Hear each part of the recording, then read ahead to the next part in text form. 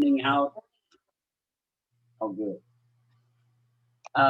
You're not sending out the next sheet of questions until Sunday? So I will put together the study guide for 6 and 7 and get that out to y'all as quick as I can. I'll start working on it Friday. I preach tomorrow, and then I'll start working on 6 and 7 because I've got to preach that Tuesday.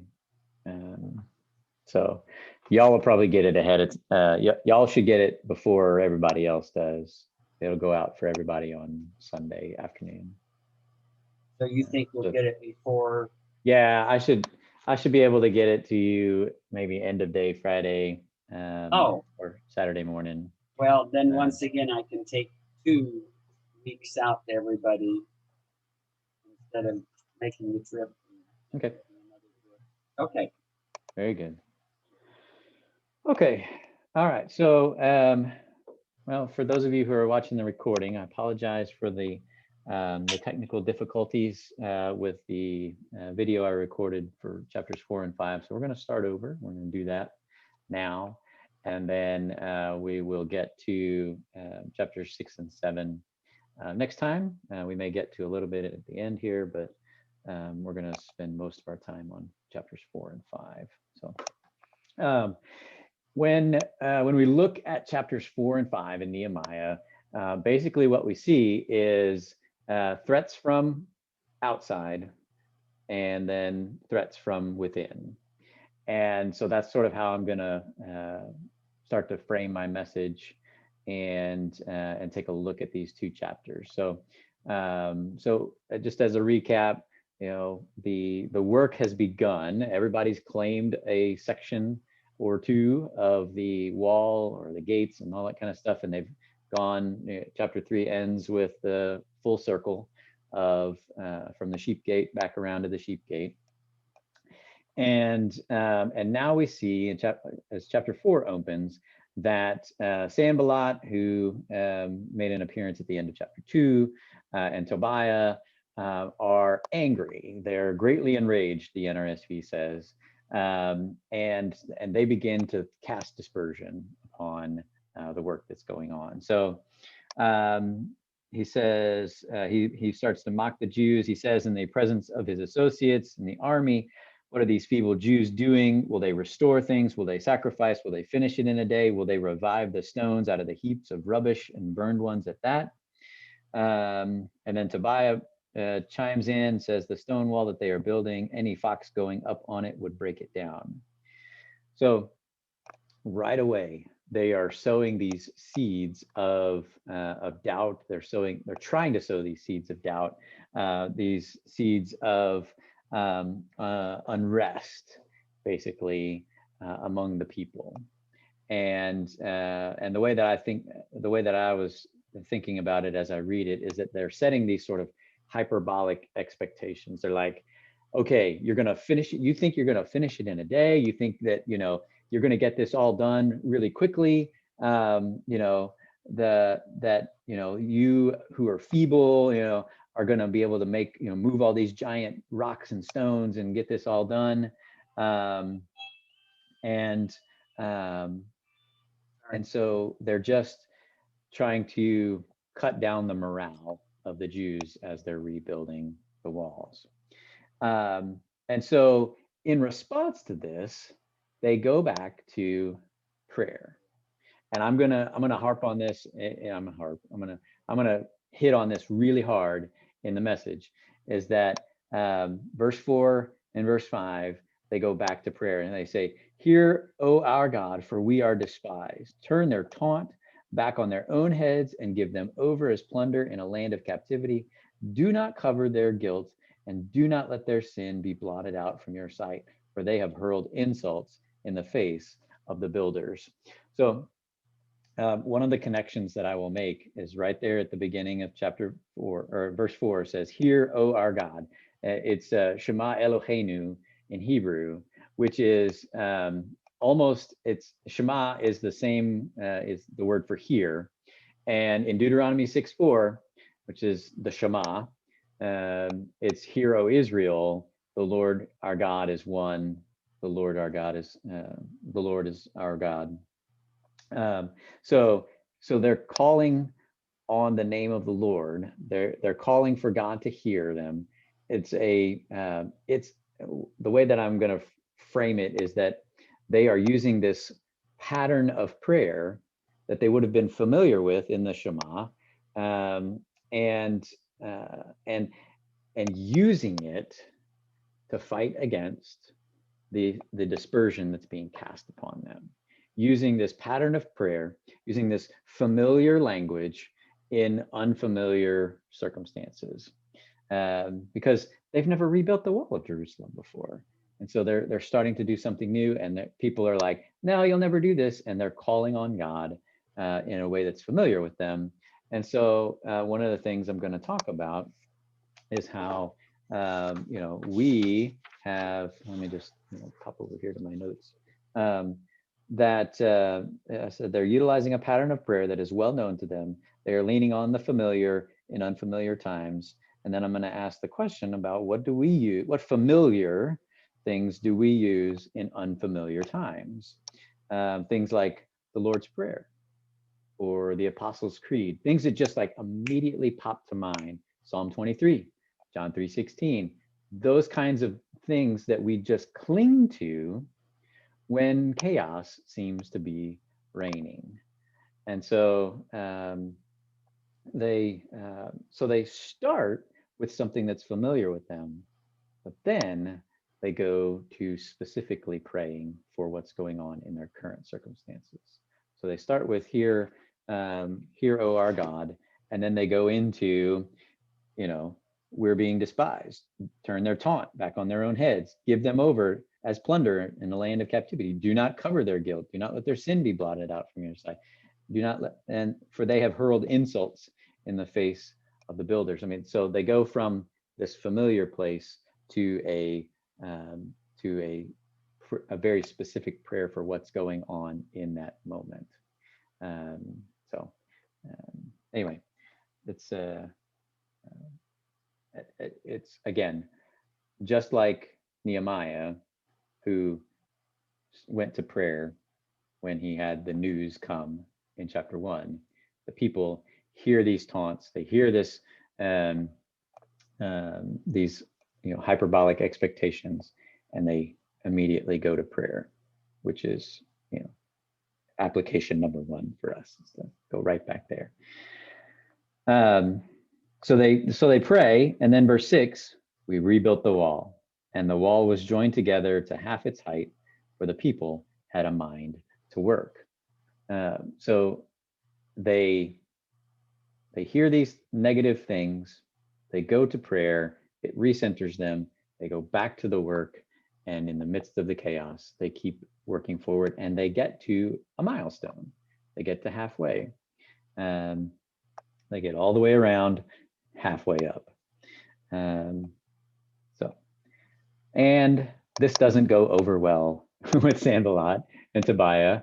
And so they get their cronies together. And so just so you get an orientation of how this is working. So imagine Jerusalem sort of in the center of a circle.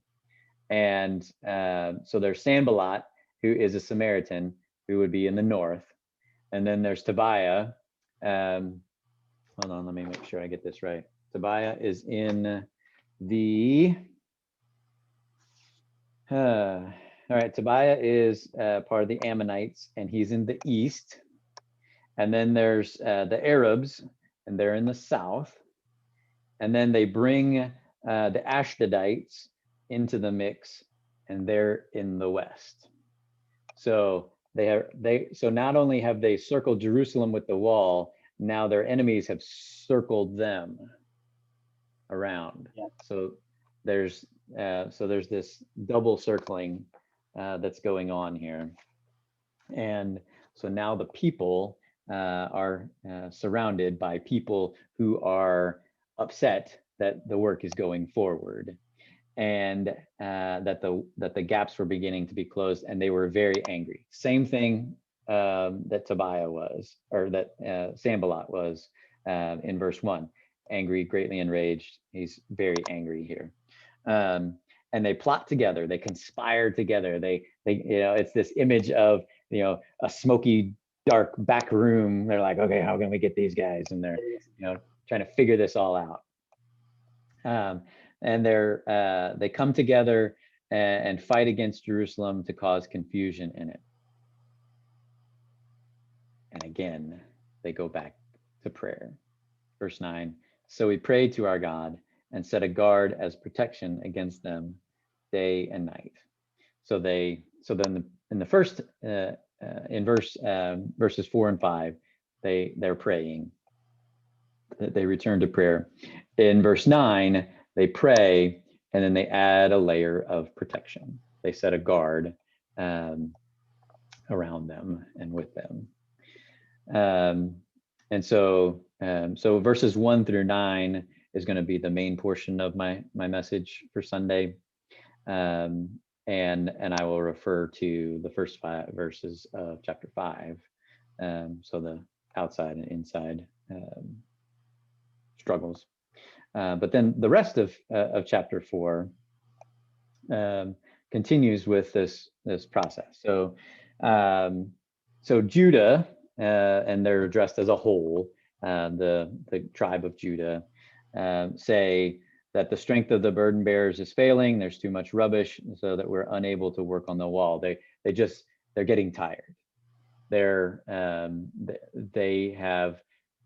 so much work to do that they're starting to tire out from the work. And then they're beginning to listen to what the enemies are saying. And they hear that they will, before we come upon them and kill them and stop the work. And the Jews who lived near them came and they said to us, that'd be to Nehemiah and his group, 10 times. So it's not just once, but it's 10 times. They're like, from all the places where they live, they will come up against us. So they hear this word and they just keep coming back to Nehemiah and saying, they're going to get us if we don't do something. So he says, so in the lowest parts of the space behind the wall, in open places, I stationed the people according to their families with their swords, their spears, and their bows. And after looking things over, I stood up and said to the nobles and the officials and the rest of the people, do not be afraid of them. Remember the Lord who is great and awesome, and fight for your kin, your sons, your daughters, your wives, and your homes. So instead of just praying, instead of just assessing the situation, now he's providing an extra layer of protection. They set a guard up, and now he's putting people with swords and spears and bows in those places. Now remember, the wall's only half height, so they're all kind of, crouched down. So, but he reminds them not to be afraid of them because the Lord is on their side.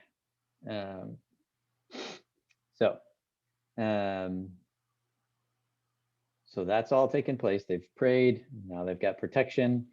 And now the enemies hear that their plot was known, that God had frustrated it. And so they take this moment to return to the work. They don't stop. They don't, they don't let the gravity of the situation get them down. They keep going and they keep working. And so then verse 16, it says, half of my servants, from that day on, half of my servants worked on construction, half held the spears, shields, bows, and body armor, and the leaders posted themselves behind the house of Judah, who were building the wall. The burden bearers carried their loads in such a way that each labored on the work with one hand, so they have a tool in one hand and a sword in the other, or a weapon in the other. And so they have this, so one of the popular images for Nehemiah and rebuilding the wall is a sword in one hand and a spear in the other hand, or a sword in the other hand, so that they are doing the work and the protection at the same time. And each of the builders had his sword strapped to his side while he built. Then there's a man who sounded the trumpet, and he says, and then Nehemiah says to the nobles and the officials and the rest of the people, that because they're all spread out, the guy with the trumpet, when he blows his trumpet, then everybody comes to where he is to help defend against whatever's going on. Because our God will fight for us, the end of verse 20. And then the last few verses of chapter 4. So we labored at the work. Half of them held spears from the break of dawn until the stars came out. And then he says to the people, let every man and his servant pass the night inside Jerusalem, so that they may be a guard for us by night and may labor by day. So basically what happens is that they do all this work during the day and they don't want it to go to waste at night. So so everybody stays within the walls. They don't go out to their home and then come back in the morning. Everybody stays. And then verse 23 says that they, neither I nor my brothers, so this is Nehemiah, nor my servants, nor the men of the guard who followed me ever took off our clothes. Each kept his weapon in his right hand. So basically, there's a couple of notes where the text is a little confusing there at the end of verse 23. But basically, Nehemiah and his brothers and everybody that immediately works for him they basically never shower or bathe or whatever. They just are in their clothes and they're working and they just keep going. What they're doing is expressing solidarity for those who are working on the wall. And so they're being with the people rather than being above the people. And we'll see a better example of that, an even clearer example of that in chapter 5. All right, so that's the end of chapter 4. Do you have any questions on chapter 4 at this point? No, I had that one pretty much written down.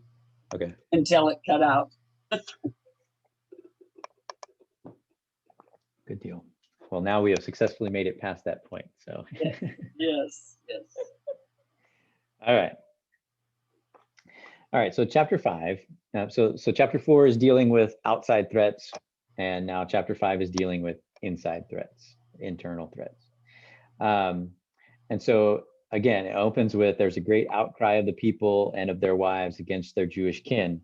For there were those who said, with our sons and our daughters, we are many, we must get grain so that we may eat and stay alive. So this chapter sort of helps us to zoom out just a little bit and see the situation from a larger perspective. Okay, in an agrarian society like this would have been, the health of the crops and the ability for farmers to produce grain and to work their land is the lifeblood of the community. So if the farmers aren't able to tend to their crops, which would be the situation because everybody's been rallied together to rebuild the wall, now in order to buy grain, they've had to basically sell off their property to the rich people, who are then exercising their right to either collect interest or collateral or however, make loans to them somehow.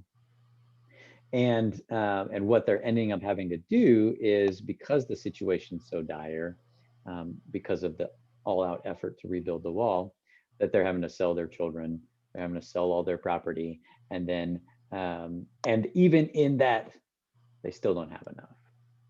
And so Nehemiah gets upset with them.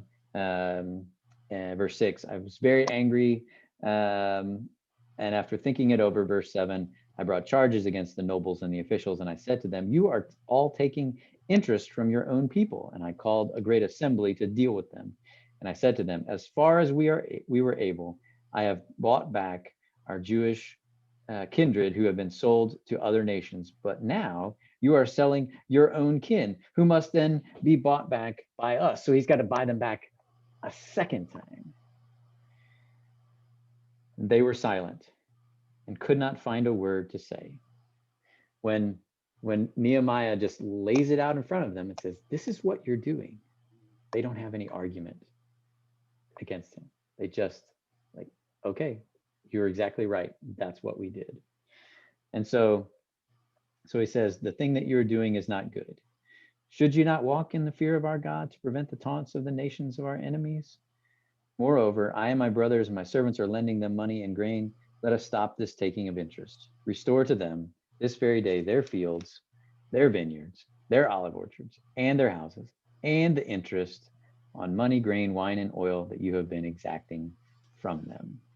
And then they said, we will restore everything and demand nothing more from them. We will do as you say. And then he calls the priests, and they make this a formal vow, and then they go forth from there. And he does the whole shaking his garment, if you do this, I'll shake my garment, that they may be shaken out and emptied too. And all the assembly said amen, and they praised the Lord, and the people did as they had promised. So there was a faithful response to this call out. So again, it's this zoom out in chapter 5 of what's going on in the larger picture, because for the last 4 chapters, we've seen this real narrow focus on getting the wall rebuilt. But there's, just as with any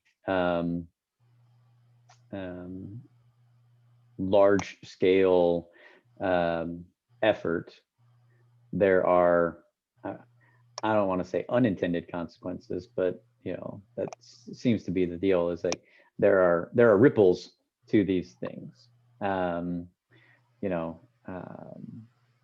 have I've had church members who lived through World War II, and they remember as a kid not getting to have butter or sugar or rubber for shoes or something like that, because all of that stuff was needed for the war effort.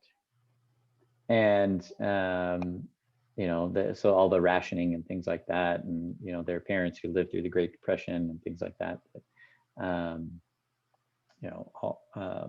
So it's like, yes, we were fighting for freedom and making sure that the world was safe, but there were people back at home who are kids who remember, I couldn't have butter and I couldn't have sugar and I couldn't have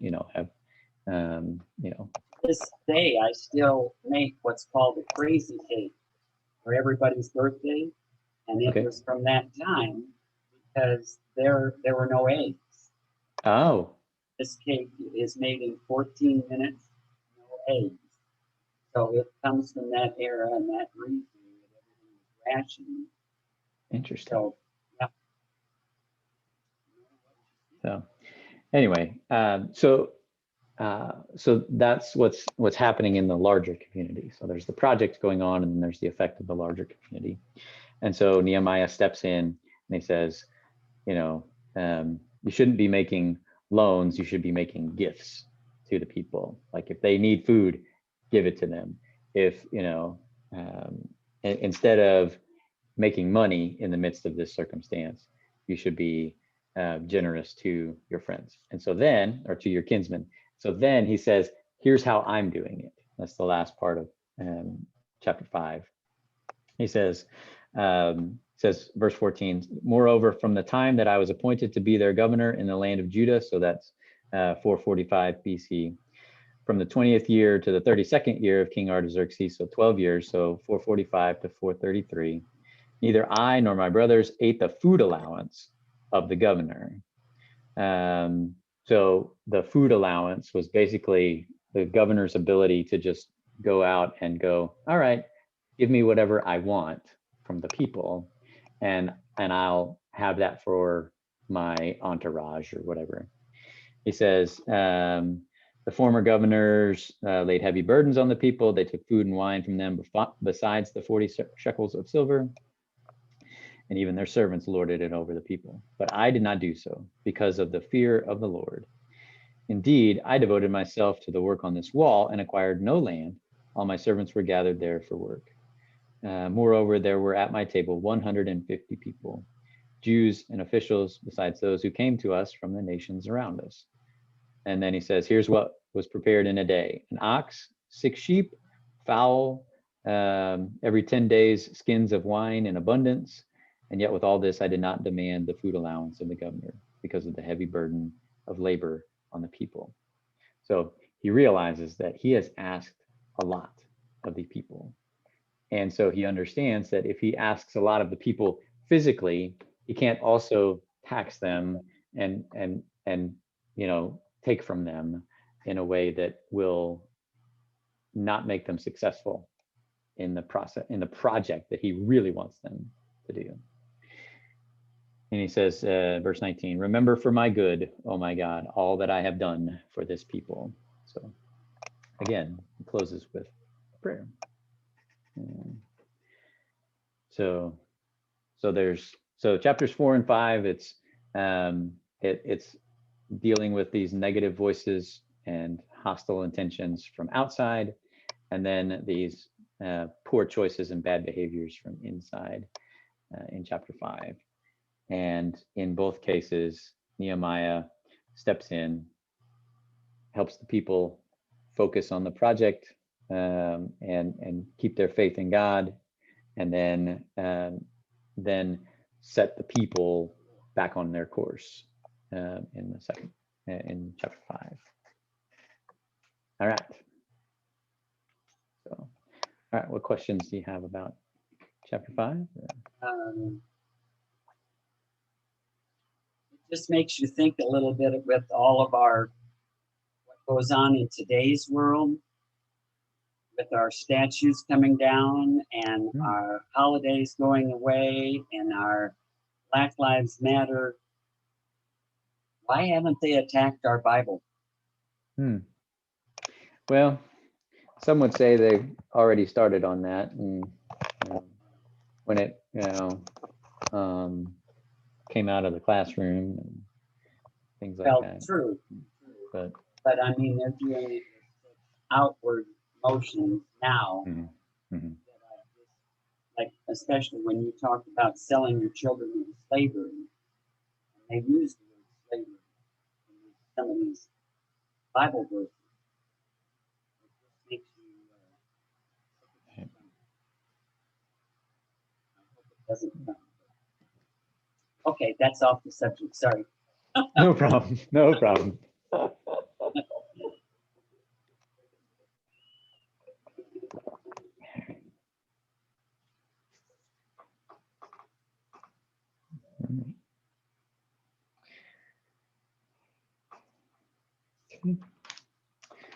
So anyway, my intention for this Sunday's message is to hit hard on the fact that the people go to prayer in the midst of the trouble. And it's a reflection back to what Nehemiah did in chapter 1, and it is a faithful response to their commitment that they made at the end of chapter 2, and it keeps the project moving forward. And then looking at Nehemiah's response to the internal struggles in chapter 5 to call them back and say, hey, wait a minute, we're in this. The whole thing is that we're in this project together. We're working together, and this is for everybody's good. It's for the common good. I think that's the way that chapter 2 ends.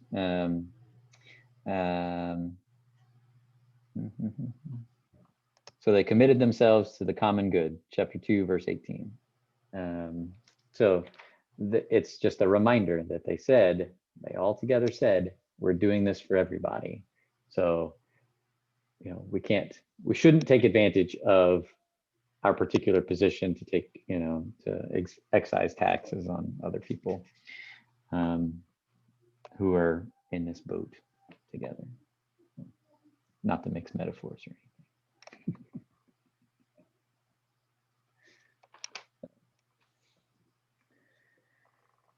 All right. We can dabble into chapter 6 if you wish. That's totally up to you. Okay.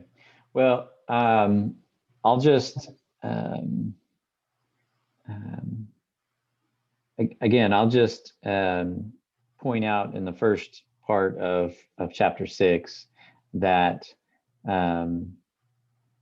that Sanballat and Tobiah and Geshem the Arab, they're all up to their tricks again. They haven't gone off the scene. They haven't been defeated completely, and now they're coming at it from a political standpoint, that they're trying to they're lying about what Nehemiah is really up to, thinking that he's going that he wants to be the king or whatever. And so Nehemiah has to come back and say, you're completely false in that's completely false. He says, no such thing, this is verse 8, no such thing as you say have been done.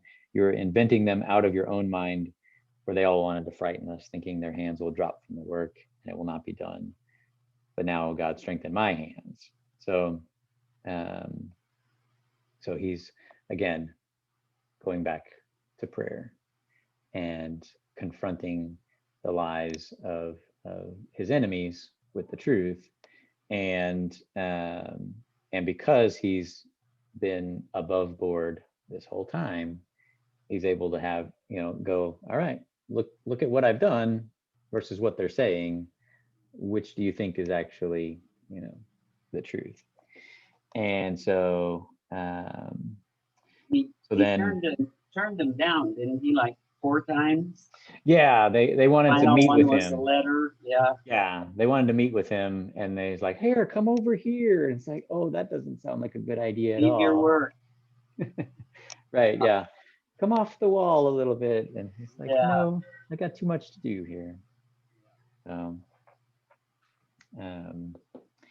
So he says, "I perceived and saw that God had not sent them at all, and he was hired to intimidate me and make me sin by acting in this way, so they could give me a bad name." So yeah. And then verse 15, so the wall was finished on the 25th day of the month of Elul, in 52 days. So just think about that.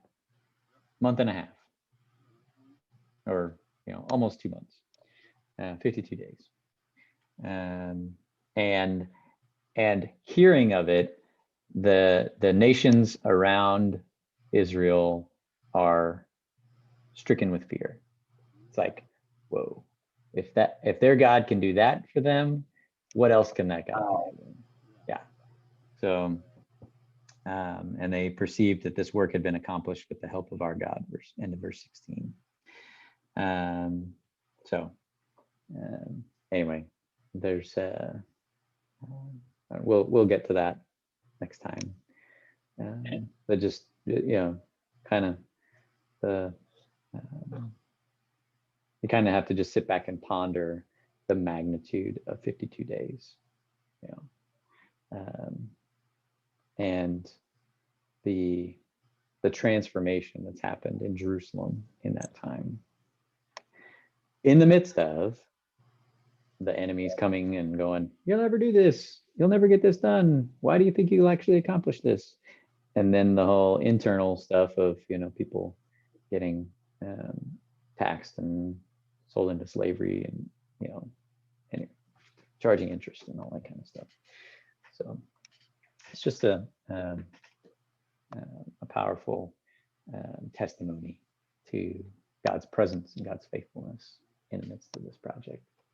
So one thing on I think it was on chapter 6:15, I've got a footnote here that Josephus states that the rebuilding of the wall took 2 years and 4 months, but it says you think he's counting in all of the embellishments and all of you get the wall up, but then you might want to seal it or paint it. Right. So it's 2 years to get it perfect. Right. Right. So yeah, it's almost like, okay, they got the structure up, and then there's the punch list. to get it all squared away. I mean, it's going to be the same with our building. You know, there will come a point where we can reoccupy our building, but there's still little things that will have to be done. You know, we'll have, you know, more than likely we'll have construction workers in and out of our building, ticking off little, you know, all the check boxes for little parts of the building that, you know, aren't critical for us to occupy it, but are critical to complete the whole project. So the wall was rebuilt in 52 days, but yes, they will spend time making it all the right way that it needs to be. Perfect. Yeah. So there you go.